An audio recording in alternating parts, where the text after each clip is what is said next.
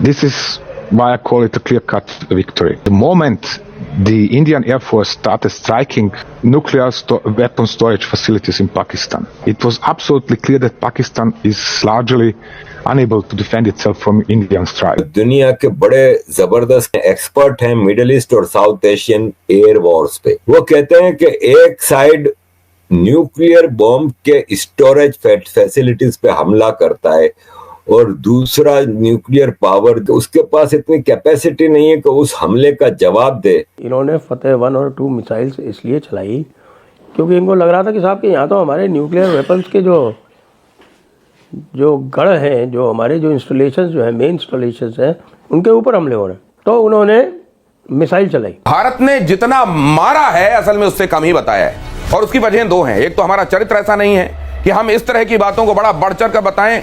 हमारी भुजाओं की ताकत अपने आप में इस बयान का इसको जोर जोर से बताती है कि हमने किया क्या है। 80 घंटे की लड़ाई हुई है। उस 80 घंटे की लड़ाई में भारत के 95 अरब, एक रफ एस्टिमेट के मुताबिक 95 अरब डॉलर्स तय हो गए हैं। अल्टीमेटली पाकिस्तान के ऊपर प्रेशर बढ़ता चला गया। जो वॉर एंड टेरर थी, उसके बाद पाकिस्तान खुद बदतरीन दहशतगर्दी का शिकार हुआ। वही दहशतगर्द जो हमने पाले थे वो हमारे खिलाफ हो गए, उन्होंने हमारे ऊपर ही हमले शुरू कर दिए। उन्होंने अफवाज पाकिस्तान और ISI और दीगर दफाई अदारों के ऊपर ही हमले शुरू कर दिए। पाकिस्तान को जितने भी फाइटर जेट्स के हमारे हार्ड पॉइंट्स थे, जितने भी जेट्स थे और जितने भी हार्ड पॉइंट्स थे, मुझे लगता है इन्होंने जो करना था एक्सपेरिमेंट सारा का सारा पाकिस्तान पे करा है, सारा का सारा, कुछ कसर नहीं छोड़ी कि ये वाला नहीं चला तो ये वाला नहीं चला। दोस्तों, अब ये बात पूरी वर्ल्ड मीडिया और बड़े बड़े दुनिया भर के एनालिस्ट बता रहे हैं कि भारत ने किस तरह से पाकिस्तान के न्यूक्लियर साइट्स पर हमला किया था और उन्हें ध्वस्त कर दिया। जहां पर एक बहुत जाने माने एनालिस्ट टॉम कूपर बता रहे हैं कि भारत ने पाकिस्तान के जो न्यूक्लियर साइट्स थे उन पर पहला हमला किया और उन्हें ध्वस्त कर दिया, लेकिन पाकिस्तान इसका जवाब में कुछ भी नहीं कर पाया। और इस वक्त पाकिस्तान में रेडिएशन काफ़ी ज़्यादा फैल चुकी है, जहां पर इस वक्त पाकिस्तान को बचाने के लिए अमेरिका और इजिप्ट अपने अपने जहाज़ लेकर के पाकिस्तान पहुंच गए हैं और पाकिस्तान के लोगों को उस जगह से इवैक्यूएट किया जा रहा है ताकि पाकिस्तानियों की बीमारी से मौत ना हो जाए। वहीं दूसरी तरफ पाकिस्तान ढोल नगाड़े बजा करके पूरी दुनिया के सामने अपनी जीत का नाटक कर रहा है ताकि उनकी पूरी तरह से भारत के सामने और दुनिया के सामने बेइज्जती ना हो। तो चलिए इसी पर आगे पाकिस्तानी मीडिया का रिएक्शन देखते हैं। अगर आपको हमारा ये वीडियो पसंद आए तो वीडियो को लाइक करें और अपने दोस्तों के साथ इस वीडियो को ज़्यादा से ज़्यादा शेयर करें। टॉम कूपर हैं, दुनिया के बड़े जबरदस्त कॉम्बैट एविएशन हिस्टोरियन हैं, एक्सपर्ट हैं मिडिल ईस्ट और साउथ एशियन एयर वॉर्स पे। वो कहते हैं कि एक साइड न्यूक्लियर बॉम्ब के स्टोरेज फैसिलिटीज पे हमला करता है और दूसरा न्यूक्लियर पावर जिसके ऊपर हमला हुआ है उसके पास काबिलियत नहीं है, कि उसके पास इतनी कैपेसिटी नहीं है कि उस हमले का जवाब दे। तो फिर मेरी किताबों में क्लियर कट विक्ट्री किसकी है ये बताना ज्यादा मुश्किल नहीं। बाकी अजीज दोस्तों, टेररिज्म की जहां तक बात है तो ये कोई बहुत मतलब रॉकेट साइंस नहीं है। दुनिया को पता है कि टेररिस्ट कौन प्रोड्यूस करता है, कौन उनको प्रोटेक्ट करता है और कौन उनको ऑपरेट करवाता है। इमरान खान 2019 में ये फरमाते थे एक टीवी चैनल पे बैठ के कि 50 से ज्यादा टेररिस्ट ग्रुप पाकिस्तान में ऑपरेट करते हैं। ये जो अटक वाला मामला है उनका फतेह जंग एक उनका न्यूक्लियर बेस है, या उसको कहें कि वो न्यूक्लियर मिसाइल बेस है, और वहाँ से जो इनकी जो न्यूक्लियर मिसाइल है वो चलाई जाती। पहले दिन उसके ऊपर ही सीधा सीधा हमला कर दिया था। और काला चिट्टा जो है वो भी रावलपिंडी के पास में ही है। काला चिट्टा में भी वहाँ के उनके न्यूक्लियर मोबाइल लॉन्चर वगैरह का वहाँ पर हाउसिंग है, वो करते वहाँ से होता है। काहूटा क्या है? काहूटा वहाँ है जहाँ पे वेपन्स फैब्रिकेट होते हैं। तो पहले दिन ही ये ड्रोन स्ट्राइक्स हो गई थी।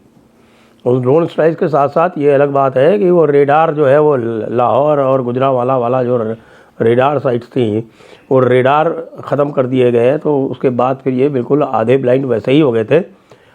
और अगले दिन जब इन्होंने यानी कि 9 और 10 की जो बीच की रात थी, 9 और 10 तारीख के बीच की रात में जब मिसाइल चलाई, मिसाइल क्यों चलाई इन्होंने? फतेह 1 और 2 मिसाइल्स इसलिए चलाई क्योंकि इनको लग रहा था कि साहब कि यहाँ तो हमारे न्यूक्लियर वेपन्स के जो गढ़ हैं, जो हमारे जो इंस्टॉलेशंस जो है, मेन इंस्टॉलेशंस हैं, उनके ऊपर हमले हो रहे हैं।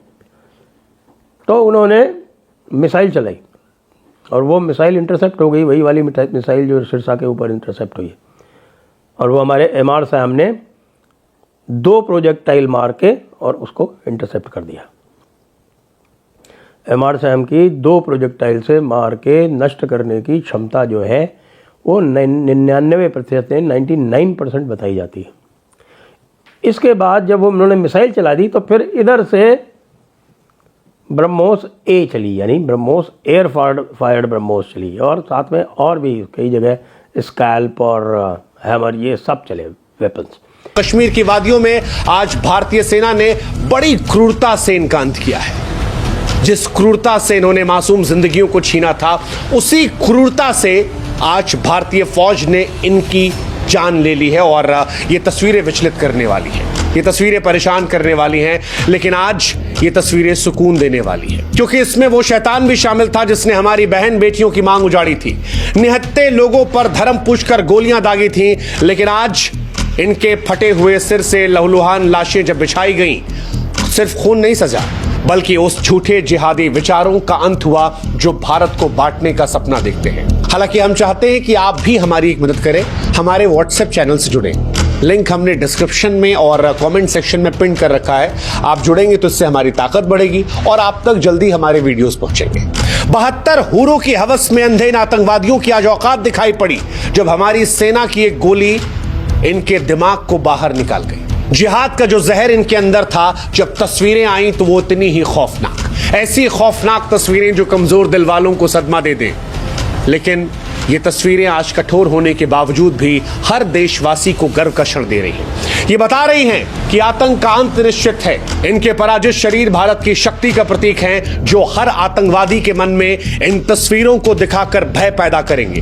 वो पीछे भारतीय फौज जो भारत माता की जय, भारत माता की जय कह रही है, और उनके सामने खुले सिरों से रिसता हुआ खून, इनके टुकड़े टुकड़े जिस्म के, ये सिर्फ लाशें नहीं बल्कि भारत की ताकत का ऐलान है। ये उस आग का सबूत है जो हर जिहादी के सीने में अब जलेगी। और भारत माता की जय, भारत माता की जय, हर हर महादेव का जो ये ऐलान है, ये बताने वाला है कि ये वो भारत नहीं है जो चुपचाप अपने जवानों का सर कटा हुआ देखता था। ये नया भारत है जो आतंकवादियों के सर को खोल के रख देगा और उसके बाद वहां पर गर्व से भारत माता की जय का उद्घोष करेगा, ये बताते हुए कि जो तुम डिजर्व करते हो वो तुम्हें दिया जाएगा।